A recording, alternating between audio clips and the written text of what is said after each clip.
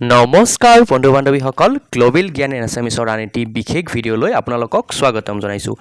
আজিৰ আমাৰ এই ভিডিঅ'টোত আমি 2 ইয়াৰ যি D.el.ed আছে, 2 বছৰীয়া যি D.el.ed আপোনালোকে হয়তো ইতিমধ্যেই গম পাইছে। আমি পোষ্ট আকাৰে আপোনালোকক জনাই দিছোঁ যে তাৰ এডমিশ্যন ইতিমধ্যে আৰম্ভ হৈ গৈছে। যিসকল আগ্ৰহী তেওঁলোকে এন্ট্ৰেন্স দিব লাগিব। গতিকে আহক D.el.ed পাঠ্যক্ৰমটোৰ এন্ট্ৰেন্সৰ বিষয়ে আৰু D.el.ed এই 2 বছৰীয়া পাঠ্যক্ৰমৰ বিষয়ে একেবাৰে আটিগুৰি মাৰি গোটেইখিনি কথা জানো। এই ভিডিঅ'টো চোৱাৰ পিছত আপোনালোকে আন ইউটিউব চেনেলত বা ক'ৰবাত গৈ বা কাৰোবাক সোধাৰ প্ৰয়োজনীয়তা মই নাথাকিব। আপোনালোকৰ মনত D.el.ed সম্পৰ্কীয় যিমানবোৰ ডাউটছ আছে, প্ৰশ্ন আছে, প্ৰতিটো প্ৰশ্নৰে উত্তৰ আমি এই ভিডিঅ'টোৰ মাধ্যমত দি দিম। ঠিক আছে, যিসকলক কেৱল মাত্ৰ ইনফৰমেশ্যনটো লাগে তেওঁলোকে এইখন স্ক্ৰীনশ্বট মাৰি ল'লেই হ'ল। তেওঁলোকে আৰু একেবাৰে শেষলৈকে গোটেই ভিডিঅ'টো চোৱাৰ প্ৰয়োজন নাই। আৰু যদিহে আপোনালোকে এন্ট্ৰেন্স দিম বুলি ভাবে আৰু এন্ট্ৰেন্স ক্লিয়াৰ কৰাৰ পিছত ক'ত এডমিশ্যন ল'ব, এডমিশ্যন ফিজ কেনেকুৱা হ'ব, ষ্টাডি চেণ্টাৰ ক'ত হ'ব, গোটেইখিনি কথা যিসকল জানিব বিচাৰে তেওঁলোকৰ বাবেহে এই ভিডিঅ'টো। ঠিক আছে, গতিকে প্ৰথমতে আপোনালোকক জনাই দিওঁ যে আজিৰ পৰা 25 জুলাই 2023 পৰা আপোনালোকৰ কি হৈছে, অনলাইন যিটো এপ্লাই সেয়া আৰম্ভ হৈছে। কেই তাৰিখলৈকে থাকিব? 14 আগষ্টলৈকে থাকিব। এডমিট কাৰ্ড 1 ছেপ্টেম্বৰত ডাউনলোড কৰিব পাৰিব। 10 তাৰিখে পৰীক্ষা হ'ব আৰু 10 ছেপ্টেম্বৰত আপোনালোকৰ পৰীক্ষা হ'ব দেওবাৰে আৰু ৰিজাল্ট দিব 20 ছেপ্টেম্বৰ 2023। এইখিনিয়ে থুলমূলকৈ ইনফৰমেশ্যন, কিন্তু আমি অকণমান এই বিষয়ে আপোনালোকক জনাই দিব বিচাৰোঁ D.el.ed কোৰ্চটো ক'ত এডমিশ্যন ল'ব গোটেইখিনি। গতিকে আহক কথাবোৰ আপোনালোকে যিসকলে মানে D.el.ed দিম বুলি ভাবিছে এন্ট্ৰেন্স আৰু পাছ কৰিলে কি হ'ব, গোটেই কোৰ্চটো কেনেকৈ ল'ব, তেওঁলোকৰ বাবেহে মূলতঃ এই ভিডিঅ'টো নিৰ্মাণ কৰা হৈছে। ঠিক আছে, অকণমান সামান্য দীঘলীয়া হ'ব পাৰে কাৰণ আমি এই ভিডিঅ'টোৰ মাধ্যমত গোটেইখিনি ইনফৰমেশ্যন আপোনালোকক দি দিম। যি নহওক, এয়া 2 বছৰীয়া প্ৰগ্ৰেম হয়। আপোনালোকে জানে D.el.edটো ডিপ্ল'মা হয়, diploma in elementary education, D.el.ed, D.el.ed। ঠিক আছে, এতিয়া D.el.ed প্ৰগ্ৰেমটো আপোনালোকৰ যিটো মিনিমাম এডুকেশ্যনেল কোৱালিফিকেশ্যন, শিক্ষাগত অৰ্হতা কি লাগে, 10+2 অৰ্থাৎ HS হ'লেই হৈ যায়। আৰু আপোনালোকৰ নম্বৰ কিমান লাগে, এটলিষ্ট 50%। ঠিক আছে, HSত আৰু বিভিন্ন কেটেগৰীলৈ 5% লৈকে ৰিলেক্সেশ্যন আছে। ঠিক আছে, SC, STP, STH লৈকে 5% এটা ৰিলেক্সেশ্যন আছে। সেয়া বয়সৰ ক্ষেত্ৰতে হওক অথবা নম্বৰৰ ক্ষেত্ৰতে তেওঁলোকে 5% এটা ৰিলেক্সেশ্যন পায়। আৰু বয়সটো 18+34- তেনেকৈ থুলমূলকৈ এইখিনিয়ে বুজি লওক। আৰু এতিয়া PWD, EWS কেটেগৰীৰ কাৰণে কিছু ৰিজাৰ্ভেশ্যনো আছে। এতিয়া কেনেকৈ এপ্লাই কৰিব, এইটো ৱেবছাইট আছে, আমি ডিছক্ৰিপশ্যনত লিংক দি দিম। আপোনালোকে নিজেও গৈ এপ্লাই কৰিব পাৰে। এপ্লিকেশ্যন প্ৰচেছটো এই ভিডিঅ'টোৰ মাধ্যমতে জনাই দিয়া হ'ব। এপ্লিকেশ্যন ফিজ 600, এয়া সকলোৰে বাবে 600টো। ঠিক আছে, আৰু এইখিনি আমি ইতিমধ্যে জনাই দিলোঁ। ঠিক আছে, অ'কে। এতিয়া যেতিয়া আপোনালোকে অনলাইন এপ্লাই কৰিব, যদি কিবা খেলি মেলি হয় এইখন স্ক্ৰীনশ্বট লৈ ল'ব পাৰে। আপুনি এই নম্বৰত ফোন কৰি অথবা এইটো ইমেইল এড্ৰেছত মেইল দিলে আপোনালোকৰ খেলি মেলিখিনি আঁতৰ হৈ যাব। ঠিক আছে, এতিয়া পৰৱৰ্তী, আপোনালোকে যেতিয়া অনলাইন এপ্লাই কৰিব আপোনালোকে এখন পাছপৰ্ট চাইজ ফটো, ছিগনেচাৰ,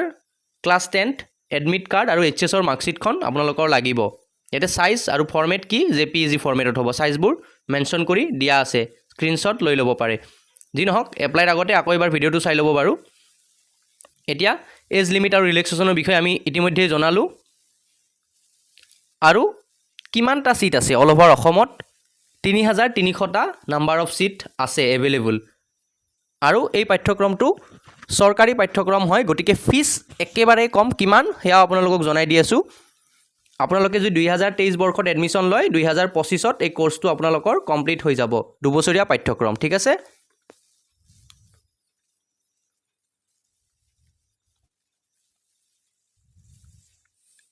হ'ল। এতিয়া এই বিষয়ে কিছু বহলাই আমি জানিব বিচাৰিছোঁ যে D.el.ed যিটো প্ৰি এণ্ট্ৰি টেষ্ট আপোনালোকৰ আছে, বহলাই মানে খুব কম সময়ৰ ভিতৰতে আমি থুলমূলকৈ বুজাই দিম, যাতে আপোনালোকে অতি সৰল সহজ ভাষাত গোটেই কনচেপ্টটো ক্লিয়াৰ হৈ যায়। আৰু এই ভিডিঅ'টো চোৱাৰ পিছত আন ইউটিউব চেনেলত গৈ বা কাৰোবাক সুধিবও নালাগে, আপোনালোকৰ যিমানবিলাক ডাউটছ আছে একদম ক্লিয়াৰ হৈ যাব। এতিয়া আমি ইতিমধ্যে জনাই দিলোঁ 2 বছৰীয়া পাঠ্যক্ৰম কি লাগে, নম্বৰ বাকি ক'ত কেনেকৈ ৰিজাৰ্ভেশ্যন আছে এতিয়া যিখিনি কথা আমি জানিব লাগে হেয়া হৈছে আপোনালোকৰ যেটো পেট এক্সাম হ'ব এতিয়া সেই এক্সামটো কেনেকুৱা প্ৰসেছত হ'ব যেটো আপোনালোকে গম পালে এডমিশন মানে এপ্লিকেশন যেটো ফিস হেয়া হৈছে 600 টকা দি এপ্লাই কৰিলে তাৰ পিছত কি হ'ব আপোনালোকৰ এটা পৰীক্ষা হ'ব গতিকে সেই পৰীক্ষাটোৰ বিষয়ে জানক আৰু এডমিশন ক্ৰাইটেৰিয়াটো আপোনালোকে জানিলে এতিয়া পৰীক্ষাটো হ'ব পেট হ'ব 100 নম্বৰৰ থাকিব মাল্টিপল চইচ কুৱেশ্যন থাকিব আৰু মেৰিট লিষ্ট হিচাপে আপোনালোকৰ লিষ্ট ওলাব তাত আপোনালোকে এডমিশন ল'ব পাৰিব এতিয়া এলিজিবিলিটি ক্ৰাইটেৰিয়া আপোনালোকক জনাই দিছো ইতিমধ্যে ক'ত হ'ব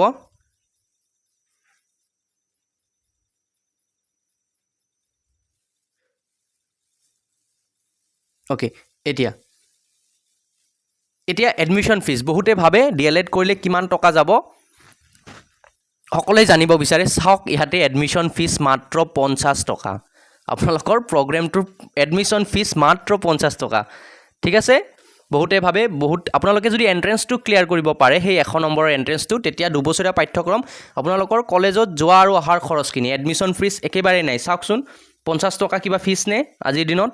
যি নহওক টিউশন ফিস 50 টকা এক্সাম ফিস 800 টকা ফৰ্ম ফিল আপৰ সময়ত 100 টকাকে দিব লাগিব পাৰ সেমিস্টাৰ ঠিক আছে এতিয়া ইলেক্ট্ৰিসিটি চাৰ্জ আৰু স্কুলৰ কিছুমান চাৰ্জ দিব লাগে সামান্য এতিয়া এই গোটেই কোৰ্সটো যদি আপোনালোকে প্ৰাইভেট ইনষ্টিটিউট এটাত ললে হেন আপোনালোকৰ যেটো ফিস হেয়া এপ্ৰক্স 27000 আহি গল হয় কিন্তু আপোনালোকে যেহেতু পেট এক্সামটো দি পাব গতিকে আপোনালোকৰ সেই এডমিশন ফিস মাত্ৰ 50 টকা হ'ব চাইলক এইখন অফিচিয়েল হয় যি নহওক যিখিনি লাগে আমি সেইখিনি আপোনালোকক জনাই দিও এতিয়া যিসকলে আৰু ডিটেইলছত চাওক ভিডিওটো আমি 1 ঘণ্টাৰ বনাই দিব নোৱাৰো আপোনালোকক যদি এই গোটেই তথ্যখিনি লাগে আমাৰ টেলিগ্ৰাম চেনেলটো জয়েন কৰিব আপোনালোকে গোটেইখিনি পঢ়িব পাৰিব এতিয়া পেট এক্সামটো কোৱালিফাই ধৰক আপোনালোকে কৰিলে এক্সামটো দিলে আপোনাৰ এইচএছৰ নম্বৰ আৰু এক্সামৰ নম্বৰৰ ওপৰত ভিত্তি কৰি আপুনি সিট এটা পালে তাৰ পিছত আপুনি কোট এডমিশন ল'ব এয়া চাওক বৰপেটা ডিস্ট্ৰিক্টত 4খন চেণ্টাৰ আছে মই ইমান নম্বৰ কৈ নিদিও এটা বঙাইগাঁও ডিস্ট্ৰিক্টত দুখন চেণ্টাৰ আছে দুটা চেণ্টাৰ মানে D.el.ed বঙাইগাঁও আৰু নৰ্মাল স্কুল বঙাইগাঁও এটা কোট এডমিশন ল'ব আপোনালোকৰ য'ত সুবিধা হয় য'ত ওচৰ হয় তাত ল'ব এতিয়া ঠিক তেনেদৰে প্ৰতিখন ডিস্ট্ৰিক্টে মই নাম মেনশন কৰি দি আছো কাছাৰ দৰং ধেমাজি ধুবৰী ডিব্ৰুগড় ডিমা হাছাও গোৱালপাৰা গোলাঘাট হাইলাকান্দি তিনিচুকীয়া যোৰহাট মাজুলী তেনেকৈ কামৰূপ কাৰ্বি আংলং গোটেইখন ডিস্ট্ৰিক্টতে আছে আৰু আপোনালোকৰ য'ত ওচৰৰ যেটো চেণ্টাৰ তাত গৈ ল'ব পাৰিব কিছু সংখ্যক ডিস্ট্ৰিক্টত নাই যেনে চিৰাং ডিস্ট্ৰিক্টত ইয়াতে নাই তা আপোনালোকে বঙাইগাঁৱত দিব পাৰিব বৰপেটাত দিব পাৰিব যাৰ য'ত সুবিধা হয় তেনেকৈ দিব পাৰিব ঠিক আছে তে কৰিমগঞ্জ কোকৰাঝাৰ লখিমপুৰ মৰিগাঁও নগাঁও নলবাৰী শিৱসাগৰ আৰু শোণিতপুৰ এতিয়া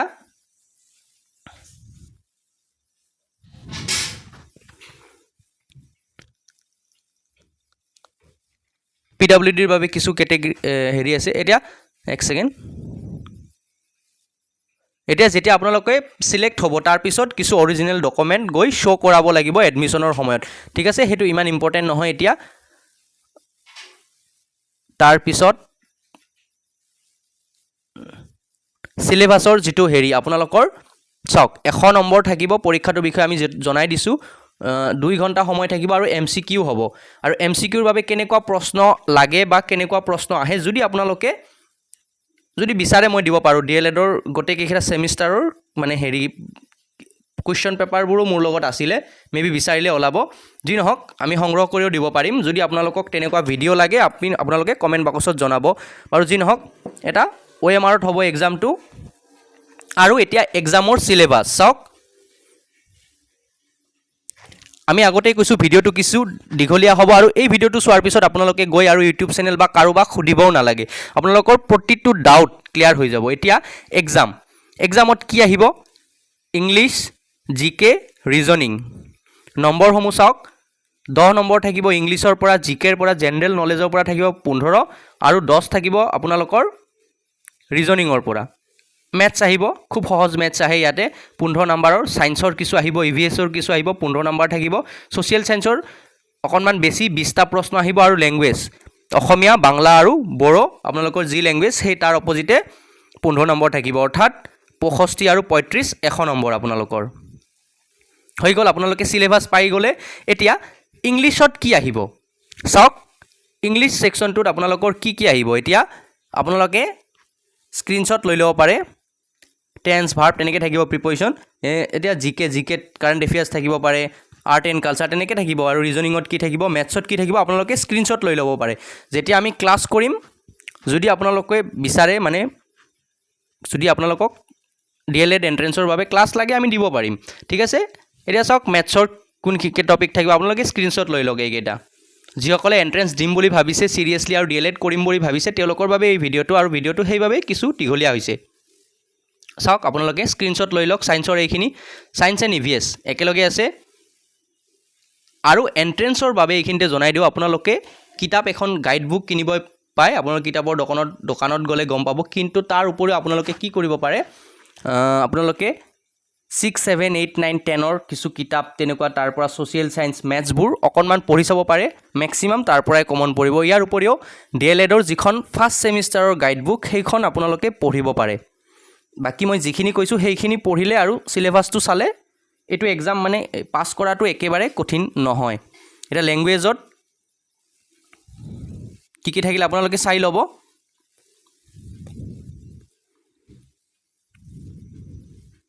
এতিয়া এপ্লাই যেটো কেনেকৈ কৰিব আমি আগতে দেখাই দিছো আপোনালোকক কি লাগিব পাসপোৰ্ট সাইজ ফটো সিগনেচাৰ আদাৰ ডকুমেন্টত দুখনে লাগিব এডমিট কাৰ্ড আৰু মাৰ্কশিট লাগিব ক্লাস 10 ৰ এডমিট কাৰ্ডখন ক্লাস 12 ৰ মাৰ্কশিট এপ্লাই কৰতে বিশেষ একো নালাগে আপোনালোকক আৰু যদি কিবা সহায় লাগে এইকেটা নম্বৰত আপোনালোকে ফোন কৰি পাব পাৰিব এতিয়া হল এক সেকেন্ড এতিয়া কি আছে নেক্সটত এতিয়া আপোনালোকে অনলাইন এপ্লাই যেতিয়া কৰিব তেতিয়া এইকেটা বিষয়ৰ ওপৰত নজৰ দিব বা কেনেকৈ এপ্লাই কৰিব আপোনালোকে মোবাইলৰ দ্বাৰাও কৰিব পাৰে অথবা কম্পিউটাৰ কেফেত যায়ও কৰিব পাৰে হে আপোনালোকৰ ওপৰত আপোনালোকে কেনেকৈ এপ্লাই কৰে যদি আপোনালোকৰ ভাল কম্পিউটাৰ নলেজ আছে নিজেই এপ্লাই কৰি দিব পাৰে কোনো নাই এটা ওয়েবসাইটটো আমি দি দিছো এটো হয় ওয়েবসাইট যদি লাগে ডেসক্ৰিপচনত দি দিম ওয়েবসাইটটো আৰু টেলিগ্ৰাম গ্ৰুপতো পাই যাব এতিয়া ৰেজিষ্টাৰ প্ৰথমে কি কৰিব ৰেজিষ্টাৰ কৰিব ঠিক আছে আপোনাৰ নামটো ৰেজিষ্টাৰ কৰিব ওয়েবসাইটটো খুল খাৰ লগে লগে এনেকা আহিব ৰেজিষ্টাৰ বুলি আহিব ৰেজিষ্টাৰত ক্লিক কৰিব তাৰ পিছত চাওক কি কৰিব আপোনালোকক A to Z দেখুৱাই দিছে ইয়াতে চাওক আৰু এপ্লিকেশন যেটো ফিস হয় হেতু 600 হয় ST SC OBC জেনাৰেল প্ৰত্যেকৰ কাৰণে 600 মই ভাবো এটো ভাল হৈছে আপোনালোকে জনক ভাল হৈছে নে বেয়া হৈছে আপোনাৰ মতে আৰু এপ্লিকেশন ফিসটো আগতকে বঢ়াই দিয়া হৈছে যাতে সিৰিয়াস যিসকলে D.el.ed কৰিম বুলি ভাবে তেওঁলোকে দিয়ক পৰীক্ষাটো আৰু খুব সোনকালে আৰু খুব সময়মতে ৰিজাল্টটো দি দিয়া আৰু নিকা পদ্ধতিত মানে হেতু হয় আপোনালোকৰ D.el.ed টো যেহেতু D.el.ed ৰুটিন কৰাৰ পিছতে আপোনালোকে গৈ LP UP টিচাৰ হ'ব পাৰিব তাৰ পিছত এই ফৰ্মখন যত আপোনালোকৰ নিজৰ নাম age date of birth mobile number সমূহ ভৰাই দিব তাৰ পিছত সাবমিট কৰক সাবমিট হৈ গল তাৰ পিছত OTP আহিব OTP ভেৰিফিকেশন হ'ব OTP হোৱাৰ পিছত আপোনালোকক পাঁচটা স্টেপ থাকিব সেই পাঁচটা স্টেপত কি কৰিব লাগিব ৰেজিষ্টাৰ নম্বৰ আৰু ডেট অফ বাৰ্থ দি আকৌ লগইন কৰিব লাগিব এপ্লাই কেনে কৰে আপোনালোকে নিজৰ মোবাইলৰ সহায়তো কৰিব পাৰিব যেটো লগইনটো ঠিক আছে ওকে দেন ৰেজিষ্টাৰ হৈ গল এটো ফাৰ্স্ট স্টেপ হৈ গল সেকেন্ড স্টেপত কি কৰিব লাগিব আপোনালোকৰ যিবিলাক ডকুমেন্টস আছে সেইবিলাক সাবমিট কৰিব লাগিব তাৰ পিছত এক্সামিনেশন সেন্টাৰ কোড এক্সাম দিব তেনেকৈ ডিটেইলছ সমূহ আপোনালোকে ভৰাব তাৰ পিছত হেকত আপোনালোকৰ ফটো আৰু নামৰ তলত এনেকুৱাকৈ আপোনালোকৰ নাম আৰু ফটো আহি যাব তাত আপোনালোকে চাব পাৰিব আৰু হেকত কনফাৰ্ম কৰি দিলেই হৈ গল এই পেজটোত কনফাৰ্ম বটনত ক্লিক কৰাৰ পিছত আপোনালোকৰ হৈ যাব তাৰ পিছত পেমেন্টটো কৰি দিয়ক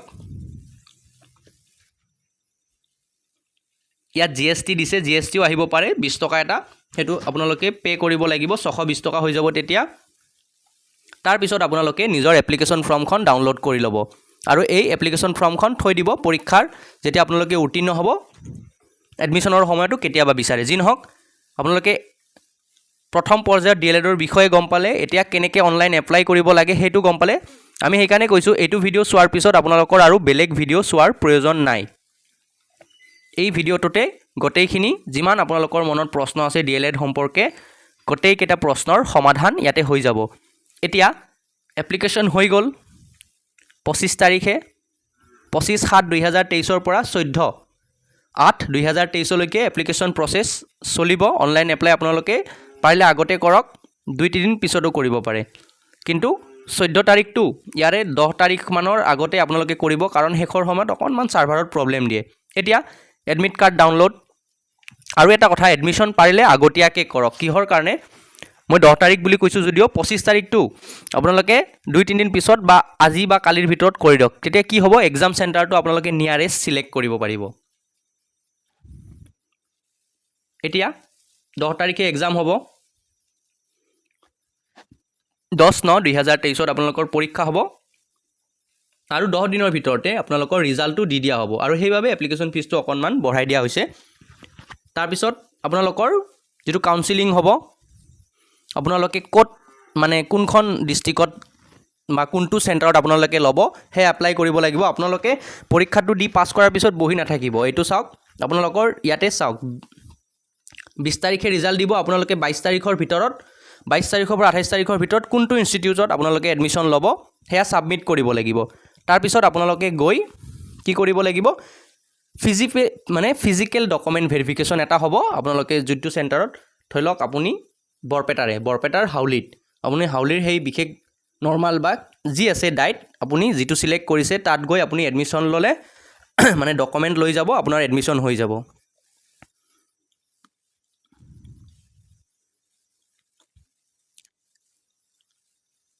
এতিয়া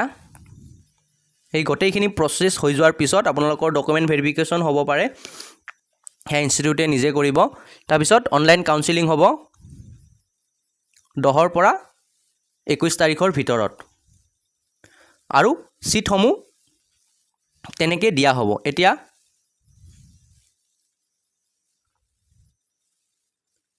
আচ্ছা এটা হৈ গ'ল আপোনালোকৰ এডমিশ্যন প্ৰসেসটো গম পালে পাস কৰাৰ পিছত কি কৰিব হেতুও গম পালে এতিয়া পৰৱৰ্তী ষ্টেপটোত আহিছো মেবি এটো শেষৰটো ষ্টেপ ইয়াতে আপোনালোকৰ কোনখন ডিস্ট্ৰিক্টত কিমানটা পোষ্ট আছে এটো চাই ল'ব পাৰে দেই পোষ্টৰ সংখ্যাটো ইয়াত মেনশন কৰা নাই আপোনালোকৰ ইনষ্টিটিউটৰ নামবোৰ ইয়াত মেনশন কৰা আছে খালি আমি ইতিমধ্যে আপোনালোকক জনাই দিছো ইনষ্টিটিউটৰ নামবোৰ এটা যদি আপোনালোকে বৰপেটা ডিস্ট্ৰিক্টৰ পৰা হয় ডাইট বৰপেটা হাউলি নৰ্মাল স্কুল হাউলি বঙাইগাঁও হলে DIET Bongaigaon normal school Bongaigaon তেনেকৈ ইনষ্টিটিউটবোৰ আছে আপোনালোকক টেলিগ্ৰাম চেনেলত মই এটো দি দিম আপোনালোকে চাব আপোনালোকৰ নিয়াৰেষ্ট কোনখন আছে অথবা অকণমান যদি ভিডিওটো চাই আপোনালোকে HD কোৱালিটিত চালে আপোনালোকে দেখিব ঠিক আছে আপোনালোকে চাই লওক এবাৰ বাৰু আপোনালোকৰ ডিস্ট্ৰিক্টত ক'ত আছে একোটাকে চেণ্টাৰত 50ৰ পৰা 100টাকে পোষ্ট থাকে আৰু কোনটো চেণ্টাৰত কিমানটা পোষ্ট আছে সেই লিষ্টখনো মোৰ লগত আছে আপোনালোকক এই ভিডিওটোৰ পিছত যদি আপোনালোকে টেলিগ্ৰাম চেনেলত জয়েন কৰে মই সেই লিষ্টখনো আপোনালোকক দি দিম এতিয়া যেটো D.el.ed আপোনালোকৰ কাৰিকুলাম অৰ্থাৎ সিলেবাসখন